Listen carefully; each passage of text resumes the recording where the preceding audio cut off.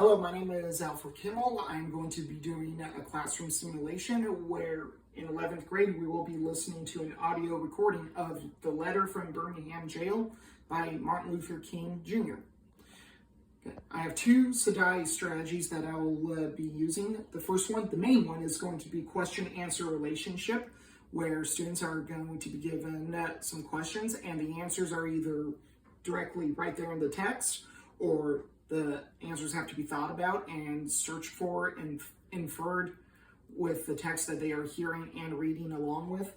And then other questions might be on your own and beyond, where the students write about how they intend to apply what they learned from the letter to their lives. The second SDAIE strategy will be directed reading and thinking. We'll have a list of words that are used within the letter, and the students will be given a moment to predict how those words will be used, how they will be viewed. So, let's get started. All right, good morning, class. Take your seats because we have a big activity that's going to take up most of the period today. If you open your Chromebooks, you will see that there is a letter from Birmingham jail. It is a letter that Martin Luther King Jr. wrote during his time with the Civil Rights Movement. We are going to be reading this letter and listening to an audio recording of Martin Luther King himself reading the letter.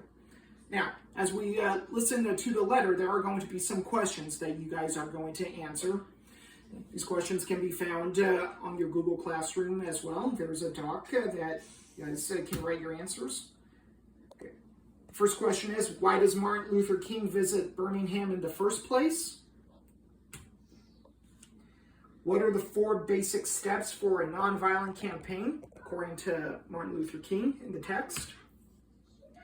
Why does Martin Luther King object to hearing the reply, wait? Which group of people does Martin Luther King admit to being gravely disappointed with, and why? What is Martin Luther King's reaction to being called an extremist? What is your reaction? Okay. Now, before we go any further, you'll notice that these questions are color-coded, and the reason behind that is the ones that are in yellow, I coded that way to let you know that the answer is directly within the text. So I'll point that out when that comes up. All you have to do is read the text and then cite the answer that is directly there. If it's in red, like a few questions will be following, that means that the answer has to be inferred. You have to read beyond the text, and you have to try to understand what it is that he is saying, how he's trying to communicate his thoughts. With that, let's listen to the next question. Does Martin Luther King end his letter on a note of hope or despair? Cite your reasoning. Okay, notice again how the first part of the question is in yellow. That means that the answer is right there in the text. The second part is going to be how you infer what you are hearing and what you are reading. What tones do you hear throughout this audio recording of the letter?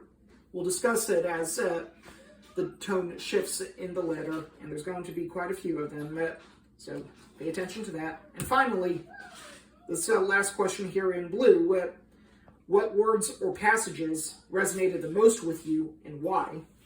Okay. It's in blue to indicate that I want an answer that goes beyond the text that we read and listened to.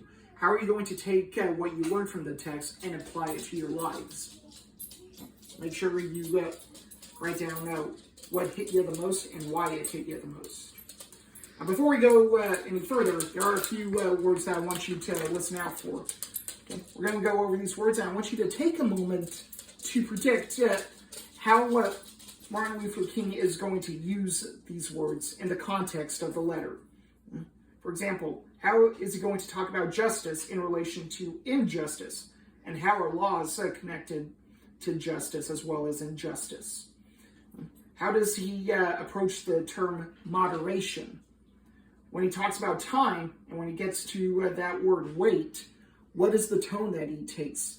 So take a moment to think about that, and then we are going to listen to the letter. All right, everyone please pay attention. And